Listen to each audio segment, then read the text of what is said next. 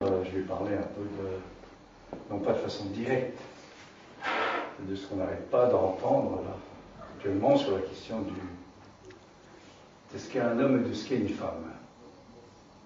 Pour autant qu'on est tous des semblants d'hommes et des semblants de femmes, et que ce qu'on n'arrête pas de dire, c'est que ceux qui parlent, ils savent très bien ce que c'est qu'un homme et ce que c'est qu'une femme. Donc ça pose des problèmes. En fait, c'est pour ça que le moindre mot va prendre des proportions extraordinaires. Bon, alors on avait fini la dernière fois sur la question de l'universel. Je proposais que l'universel, c'était quelque chose du corps. Mais alors, justement, pas du corps anatomique.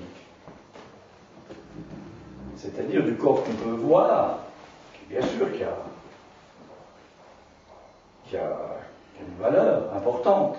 Hein, c'est autour de tout ça que touche ce qui apparemment rapproche ce que l'on peut appeler un semblant d'homme et un semblant de femme. Je dis semblant parce que, évidemment, ce que j'essaie de dire depuis plusieurs années, à la suite de Lacan, c'est que c'est le langage qui dirige, c'est pas la vision. C'est pas ce qu'on voit. C'est le langage, et quand le langage fonctionne, évidemment, c'est pas fait pour utiliser des mots. Hein. Parce que là, on tombe sur la perversion du langage, la perversité du langage. Et on voit ce que ça donne actuellement. Quand le langage fonctionne, ben, on est dans le champ de l'équivoque, on ne sait pas bien ce qu'on dit. Voilà, on ne sait pas ce qu'on dit. Et l'intérêt, c'est de ne pas savoir ce qu'on dit.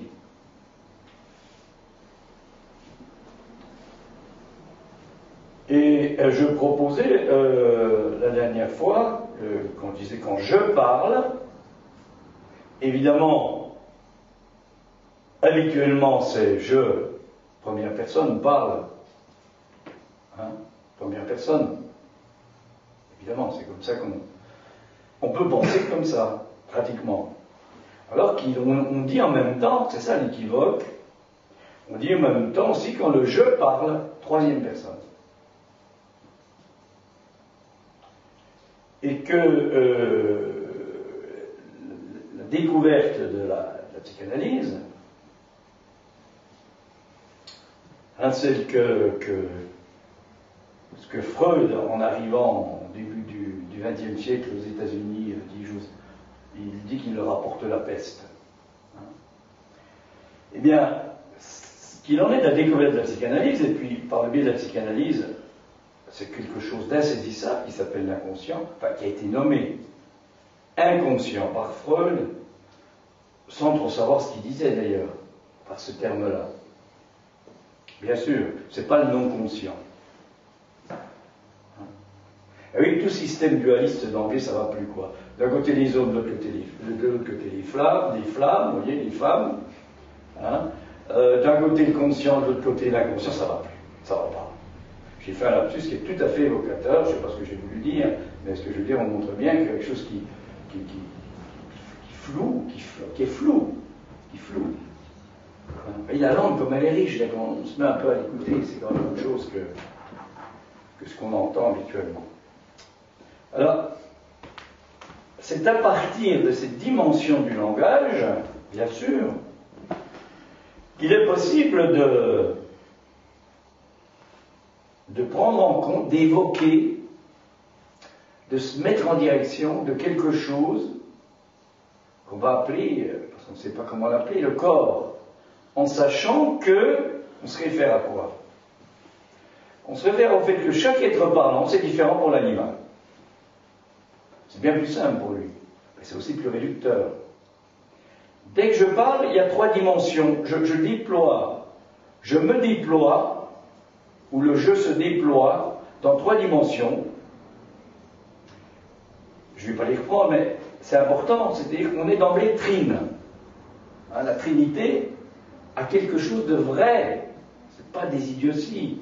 Ça a été bien trouvé ce truc-là, parce que ça correspond à quelque chose de l'essence de l'être parlant.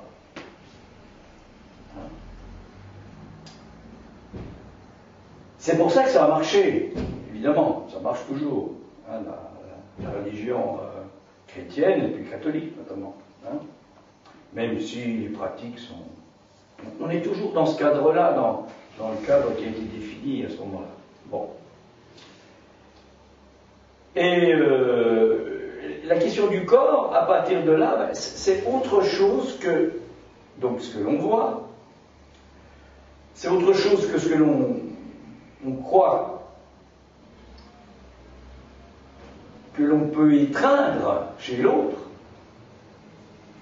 Hein? Ça existe, ça, mais enfin, ça n'existe pas, c'est pas de l'ordre de l'existence, c'est de l'ordre de l'être. On s'étreint, on va dire, hein, soi-même, hein, prenant le corps de l'autre, le corps qu'on voit. Hein. Mais je ne dis pas du tout du mal de ça, c'est important. Hein. C'est important. Hein.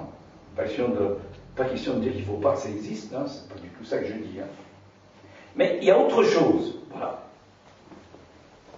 De même, et là je fais un saut rapide, qu'il y a, on pourrait dire, la voix, le sonore de la voix, puis le fait qu'il y a quelque chose de la voix qui n'est pas le sonore. Hein? On pourrait dire, la voix, vous écrivez-le comme vous voulez, est libre du fait qu'elle n'est pas substance sonore. Et la voix, vous l'entendez par exemple dans le silence que je viens de faire.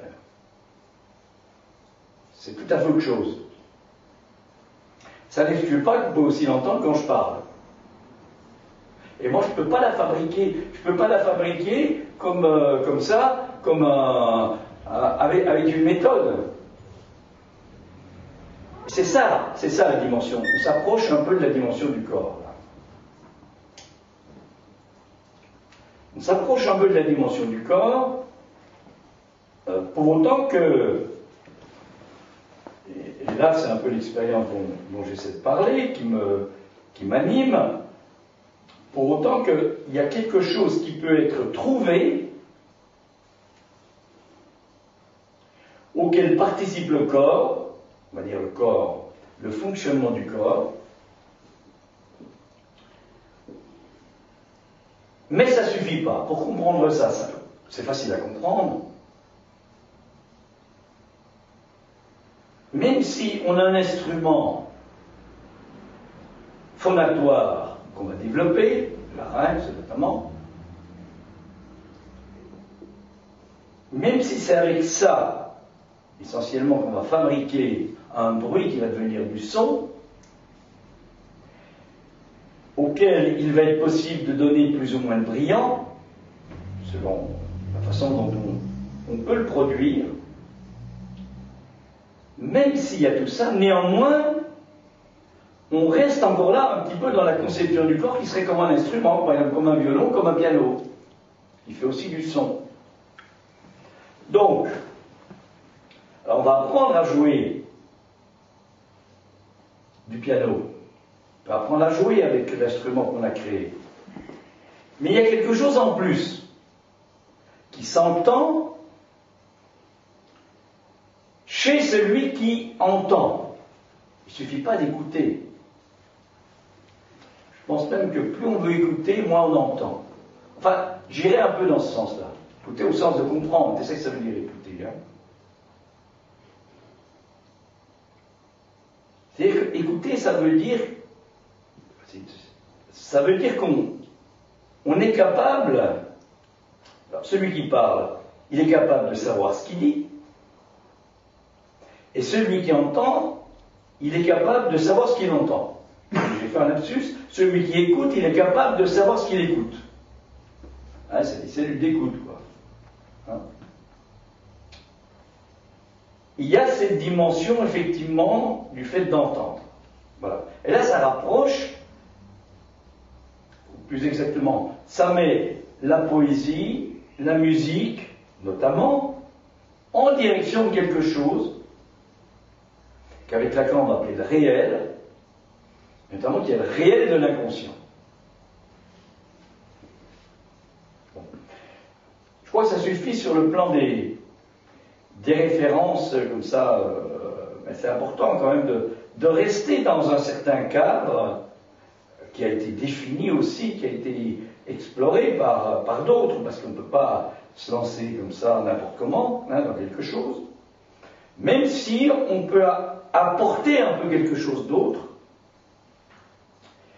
Et la grande énigme, effectivement, c'est ce qui fait que il est possible qu'une voix qui chante, parce que c'est une voix qui chante, c'est pas une voix qui parle, c'est une voix qui chante, c'est qu'il faut qu'il y ait une certaine, ça veut dire quoi? C'est-à-dire qu'il faut qu'il y ait une certaine pression, un certain fonctionnement de l'appareil qui puisse faire entendre quelque chose, que je vais dire comme ça, faute de mieux actuellement, le brillant. Le brillant. En sachant qu'on ne sait pas bien ce qu'on dit, mais on sait qu'on entend quelque chose. Quelque chose qui nous réveille notamment, qui peut être insupportable. Tout ça, vous voyez, réveil, réel, insupportable, c'est tout un peu du même tabac, quoi. C'est-à-dire que ce que ça veut dire, c'est que on ne sait pas bien ce qu'on entend, mais on entend quelque chose. Parce que ce qu'on entend, c'est autre chose qu'une substance sonore, c'est-à-dire quelque chose qui peut s'analyser avec des instruments techniques. Là, si vous prenez le La, vous avez une certaine fréquence, 440, puis après, etc., 880, etc. Bon. Et cette fréquence-là, ça va vous permettre effectivement de définir une note. Et quand vous chantez le La, il est évident que ce qui vient vibrer au niveau du corps, c'est que la commande, le nerf qui vient commander le larynx, il vibre exactement à 440. On ne le sait pas, mais ça se passe à partir du moment où vous pensez à la note, immédiatement il y a une vibration qui se met en route. Ça ne se voit pas, mais ça fonctionne comme ça. Ce qui fait que, comme dans toute chose, il faut tout très légèrement anticiper, et à ce moment-là, le larynx il fonctionne autrement que si vous n'anticipez pas un peu. Et tout ça, ça s'apprend, parce que c'est pas comme ça, c'est pas d'emblée qu'on y arrive. Bon, je pense que l'an prochain, je développerai un peu plus ça, mais enfin, je voudrais un peu continuer là-dessus. Ce que j'essaie de vous dire, c'est que le corps dont on parle, dont on essaie de s'approcher, c'est quelque chose qui n'est pas de l'ordre d'une substance. Ça ne peut pas se voir. Comme je disais la dernière fois et les autres fois, c'est pas de l'ordre de l'image et de l'imaginaire. C'est-à-dire qu'on ne peut pas s'accrocher et rester fixé après. C'est ça que ça veut dire. Et donc penser à partir de là. Et penser dans un certain espace qui est limité automatiquement, si on pense comme ça. Alors, ça fait rebondir une question qui est celle de qu'est-ce que c'est que penser. Alors, on peut déjà définir, sur un mode, je dirais comme ça, assez simpliste. Est-ce qu'on pense d'abord ou est-ce qu'on parle, est-ce qu'on pense après? C'est pas mal ça, c'est déjà énorme. Habituellement, on nous a évidemment appris, il a fallu passer, et il faut continuer à passer par là, sous peine, je dirais, de poursuite, on y arrive. C'est sous peine d'un arbitre qui va vous dire non, c'est pas bon. Il faut déjà réfléchir. Il faut déjà penser avant de parler. On pense d'abord. Et la psychanalyse, comme je pense la création artistique, c'est-à-dire par exemple le chant, il faut penser, mais on pense à certaines choses, mais c'est très... On ne pense pas à ce qu'on va produire. On pense un petit peu, on ne sait pas bien à quoi quand on chante un aria, mais on pense à quelque chose. Mais évidemment, on ne décompose pas du tout les notes, c'est pas du tout ça. C'est comme quand on lit, on ne décompose pas les lettres d'un mot. Mais on est quand même pris par quelque chose. Pour que ça puisse avancer. Or, Donc habituellement on pense d'abord, ou on pense en même temps, et donc l'important c'est ce qui va arriver lorsque soudainement, eh ben, il sort autre chose que ce qui était prévu, non seulement autre chose, parce que ça peut être un déplacement, avec du sens, avec la pensée, etc. Tiens, j'avais pas pensé à ça. Bon, c'est pas... Ce qui est important, ça ne conduit pas non plus bien loin, mais il faut bien passer par là aussi. L'important, c'est qu'ils sortent un néologisme. Ils sortent un mot qui n'est pas prévu. Voilà. C'est-à-dire qu'il va y avoir un télescopage au niveau. Alors, ça peut être les voyelles, ça peut être les consonnes, ça peut être l'ensemble, c'est des syllabes. Quelque chose qui va faire que. Et dès que c'est sorti, évidemment, on est comme le juge au tribunal, on veut savoir ce qu'on a dit. Puisqu'on a dans l'idée que, évidemment, on doit savoir ce qu'on a dit, on doit savoir ce qu'on a fait. On a fait comme ça, tout le monde. J'ai rien contre, c'est pas le problème, mais ce que je veux dire par rapport à ça, c'est que la psychanalyse, elle dit, mais allez-y, lancez-vous là-dedans. Autrement dit, puisque vous pensez que vous savez ce que vous dites, si déjà vous pouvez le dire, ce qui n'est pas facile, hein, mais puisque vous pensez que vous savez ce que vous dites, allez-y, puis on verra bien ce qui va arriver. Ce qui est censé arriver, évidemment, on pense que c'est comprendre, mais ce qui est censé arriver, c'est qu'en usant comme ça du sens, de la signification, de la pensée, des mots, il y a quelque chose, à un moment, l'usant, on va dire jusqu'à la corde, à un moment, il y a quelque chose d'autre qui va apparaître. Et on ne peut pas faire autrement. Il ne faut surtout pas écouter quelqu'un qui vous dit, vous avez dit ça, ça veut dire ça, puis où vous étiez, puis etc., puis vous avez fait ça, puis vous voyez que l'ADN, ça vient directement là-dessus. Hein. L'ADN n'a rien à voir avec le réel, rien. C'est de l'imaginaire ou du symbolique, mais quelque chose de très... C'est quelque chose qui permet d'identifier, évidemment, quelque chose de très précis. Alors, on va l'utiliser d'une façon ou d'une autre, hein. Mais c'est quelque chose qui, scientifiquement, est identifiable et repérable. Ce dont j'essaie de parler, c'est qu'il y a autre chose que ça. Il y a autre chose. Donc, je ne suis pas du tout non plus contre les histoires d'ADN, hein.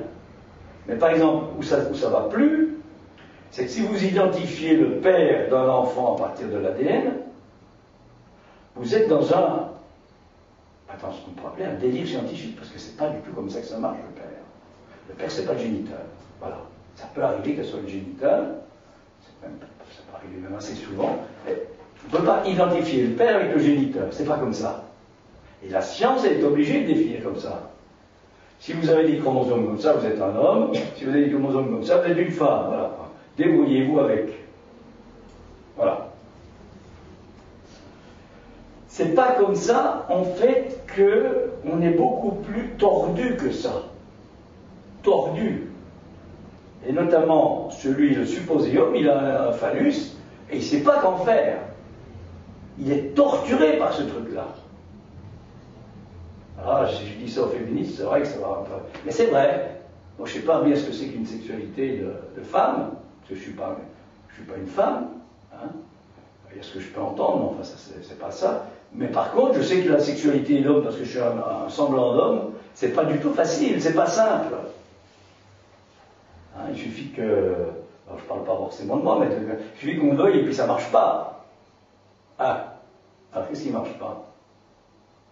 Alors vous allez chez le sexo du coin, puis qui va vous dire, je sais pas... Mais oui, puis alors? C'est-à-dire que là, on corrige la corde du piano qui est désaccordée, et puis alors? Il y en a une autre qui va se désaccorder après. Hein? Donc vous voyez que c'est quelque chose qui est compliqué, mais c'est l'intérêt. Et bien le corps, dont j'essaie de parler, ça a à voir avec ça. Avec le fait que, eh bien, comme je reprends évidemment Lacan, il n'y a pas de rapport. Alors il ajoute sexuel. Bon, dans le contexte actuel, il ne faut pas les raconter ça. Hein. Il n'y a pas de rapport. C'est-à-dire qu'il n'y a pas, chez un être parlant, sauf dans le fantasme, hein, et c'est important le fantasme, hein, j'insiste bien, hein, il n'y a pas ce qui peut faire couple. C'est pour ça que c'est si compliqué entre un homme et une femme. Il n'y a pas ce qui peut faire couple.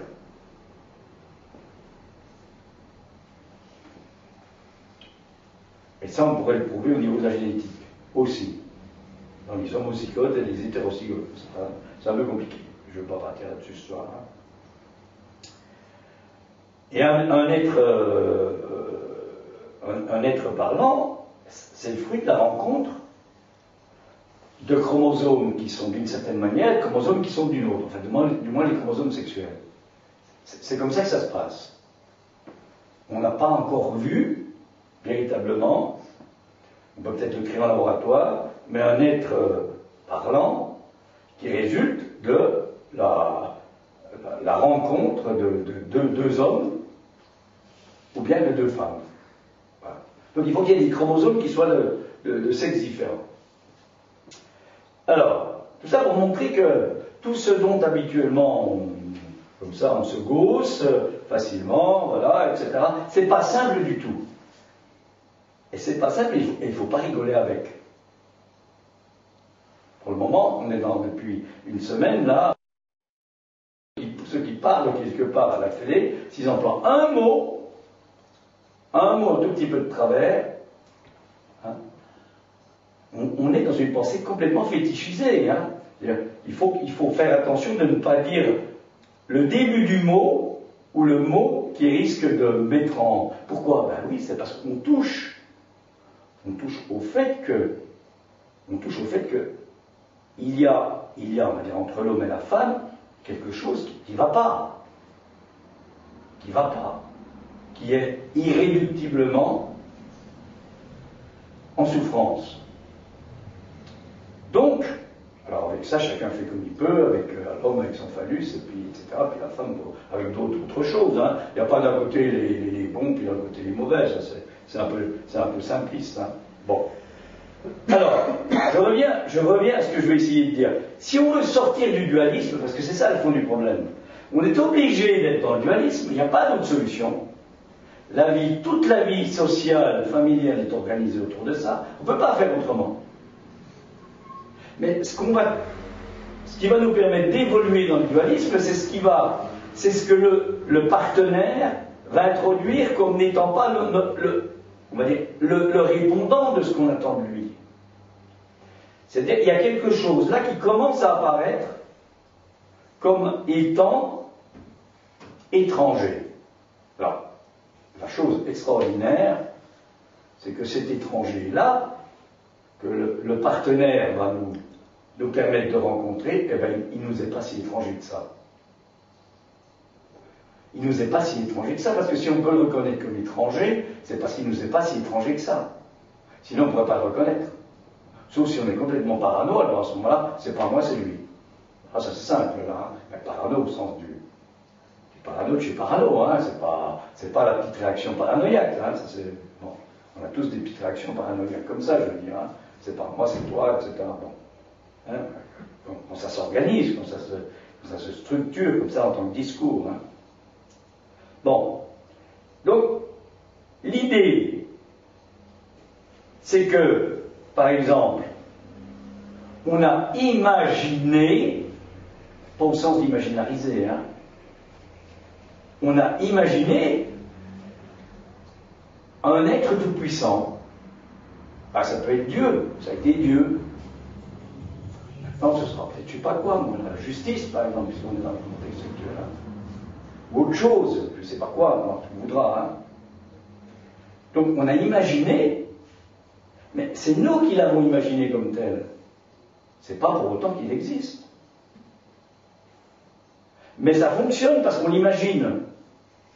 Et du fait qu'on a un certain nombre à l'avoir imaginé, on a pu définir des règles de fonctionnement qui sont définies dans des codes particuliers.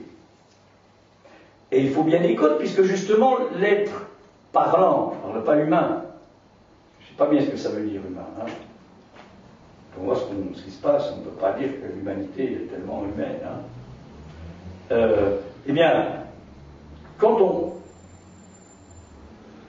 on voit comment ce qui se passe, on se rend bien compte quand même que chacun est paumé, quoi.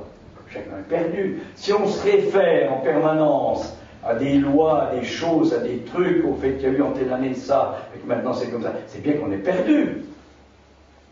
Parce que ça se trouve, dans 30 ans, on va faire une autre loi. Hein? Et alors, nous, évidemment, comme on est un peu limité, quoi, c'est qu'on imagine. On pense que c'est un progrès. On pense qu'il y a des progrès. Hein? Il y a eu ça, c'est pas faux. C'est pas du tout sûr qu'il y ait des progrès. Psychiquement, c'est pas vrai. Psychiquement, il ne peut pas y avoir de progrès social. Le psychique, c'est pas du tout le social. C'est moins par un. Par contre, ça permet, psychiquement, de pouvoir rentrer plus facilement dans l'organisation sociale. Ça, c'est sûr, et familiale. Hein? Parce qu'on est moins gêné par toutes sortes de pensées, justement, ou de révoltes, ou de tout ce qu'on voit. Hein? Donc, ce que j'essaie de dire là, c'est que on n'a pas tellement le choix. On est déterminé, premier point, une chose. Comme il y a quelque chose en nous qui n'est pas très d'accord avec ça, on appelle ça le désir. Le désir, hein, désir X, comme dit Lacan, pas le désir inconscient. Hein. Le désir inconscient, c'est le fait qu'on est déterminé. Hein. C'est pas pareil. On parle de désir pour savoir de quoi on parle. Hein.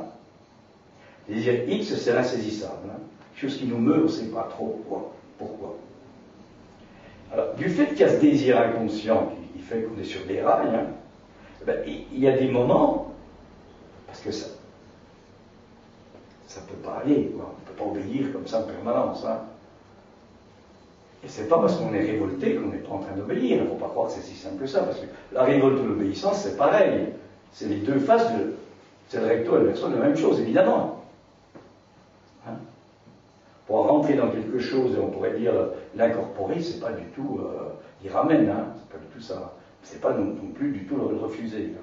C'est compliqué, là, hein, ce dont on parle. C'est pour ça que je parle du psychisme, là. Psychisme, c'est encore un mot qu'il faut définir.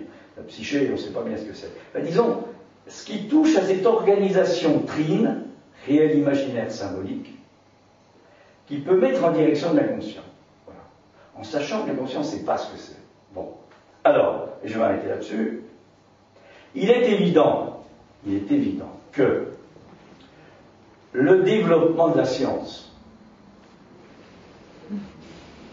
qui nous intéresse tellement, et c'est normal,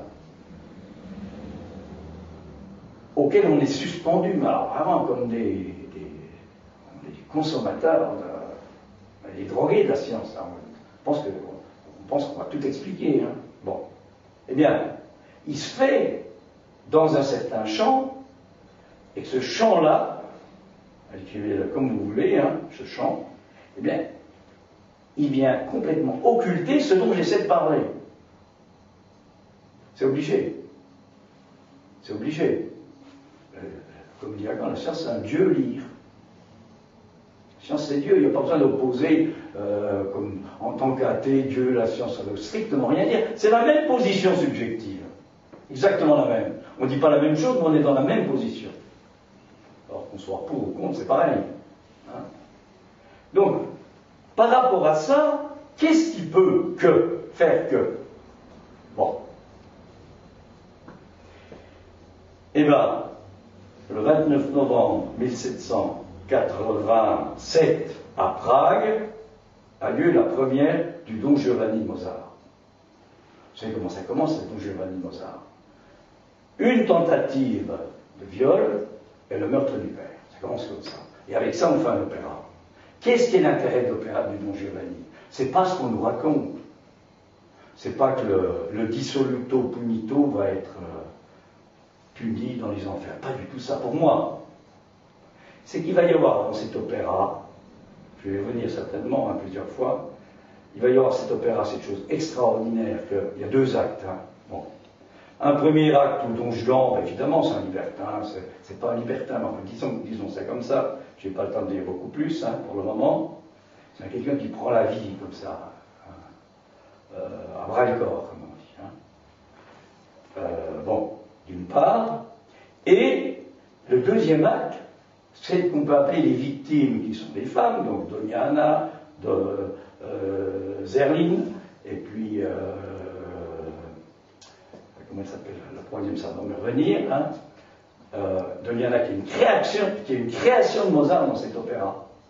Il faut voir l'importance qu'elle a. Comment est-ce qu'elles vont sortir du statut de victime? Eh bien, c'est Mozart qui va nous apprendre que pour sortir, c'est pas en parlant, c'est pas en trouvant du sens. C'est pas comme ça qu'on sort de ça. Vous voyez, évidemment, c'est l'actualité, hein. J'ai rien contre ce qui se passe, je suis tout là, j'essaie avec tout ce qu'on a pu voir à la télé qui nous fascine, qui nous pétrifie, etc.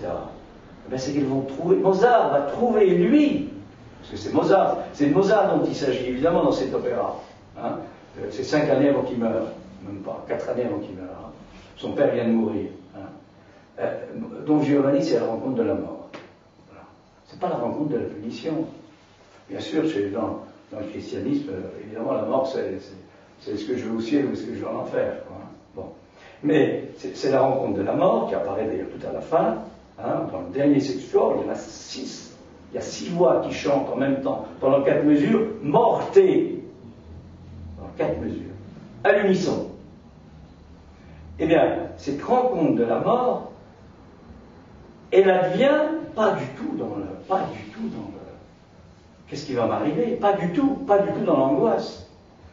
Elle advient du fait que, notamment, Zerline, Doniana, et puis l'autre, j'arrive pas à trouver son nom, mais ça va revenir, ont pu trouver, chanter, donc c'est Mozart d'ailleurs tout ça, quelque chose dans des arias d'extraordinairement, je dirais, flamboyant, quelque chose qui touche à la vie, quelque chose qui touche à cette dimension du corps dont je parle. Et ça se termine par des vocalises sur le A. Et le deuxième acte, autant dans le premier acte, elles veulent se venger, évidemment, de ce salopard, là, hein. Bon. Autant dans le deuxième acte, ben, elles ne sont plus du tout là-dedans.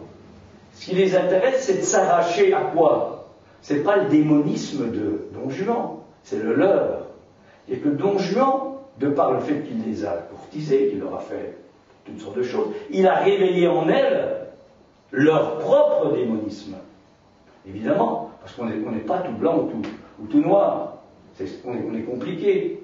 Et le deuxième acte, la musique de Mozart, ce à quoi elle conduit, c'est au fait qu'elles vont pouvoir chanter ça et se réconcilier avec ça. Et du coup, il n'y a plus de vengeance. Elles n'en ont plus rien à faire. Et donc, Juan va se retrouver tout seul. Et tout à la fin, ça se termine par le fait qu'il est seul face à quoi? Ben, face à la mort. Et là, c'est son destin, lui. Qu'est-ce qu'il en fait? Autrement dit, c'est pas ce qu'il en fait dans le livret. Parce que le livret nous conduit toujours à la punition. C'est qu'est-ce qu'on entend dans ce final, enfin, dans la rencontre du commandeur, dans la voix de Don Juan. C'est quelque chose qui, un jour, moi, m'a réveillé. Voilà, je m'arrête là-dessus.